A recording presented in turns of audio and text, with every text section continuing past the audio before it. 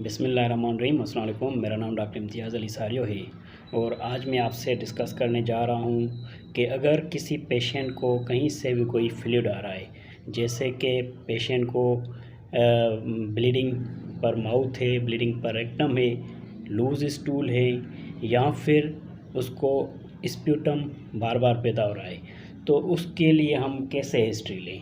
सबसे पहले तो हम उससे चीफ कंप्लेंट हमने जैसे ही पूछी तो मिसाल के तौर पर वो बोल रहा है कि मुझे ब्लीडिंग पर माउथ है, तो फिर हम उससे पूछेंगे कि आपकी जो ये ब्लीडिंग पर माउथ हो रही है इसकी फ्रीक्वेंसी कैसी है, मतलब वो एक दिन में कितनी बार हो रहा है। फ्रीक्वेंसी के बाद हम पूछेंगे कि उसका अमाउंट कितना है, कि आधे कप जितना है, कप जितना है, स्पून जितना है, गिलास जितना है या फिर एक जग जितना है। तो इससे हमें अंदाज़ा हो जाएगा कि उसकी सीवियरिटी कितनी है। फिर उसके बाद हम पूछेंगे कि उसकी कंसिस्टेंसी कैसी है, आइदर वो जो है क्लॉटेड है, जमा हुआ है, या फिर जो वो ब्लड आ रहा है वो फ्रेश है, रेड है। तो फिर इसके बाद हम पूछेंगे कि उसके कंटेंट क्या है, क्या उसके साथ कोई वोमिटिंग वगैरह, जो फूड वगैरह खा रहा है पेशेंट वो भी आ रहा है उसके साथ मिक्स है, या फिर सिर्फ ब्लीडिंग आ रही है।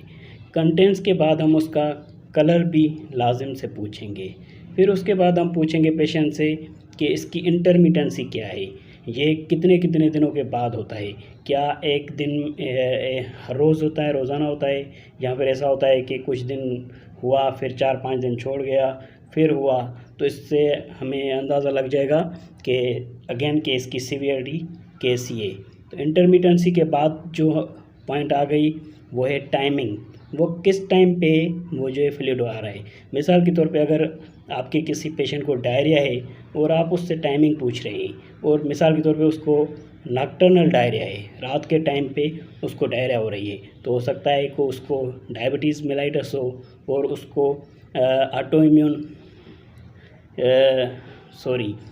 अगर उसको डायबिटीज़ मेलाइटस हो तो हो सकता है कि उसको जो वो है नॉकटर्नल डायरिया वो ऑटोनॉमिक न्यूरोपैथी की वजह से हुआ हो।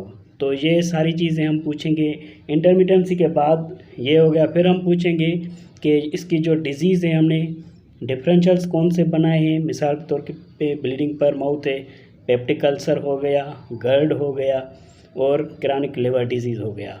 तो फिर जो हमने डिफरेंशियल्स बनाए हैं फिर हम उस डिफरेंशियल्स के जो है सवालात पूछेंगे, और फिर उसके बाद उस डिज़ीज़ के साथ जो एसोसिएशंस हैं और क्या हो सकता है उसके साथ।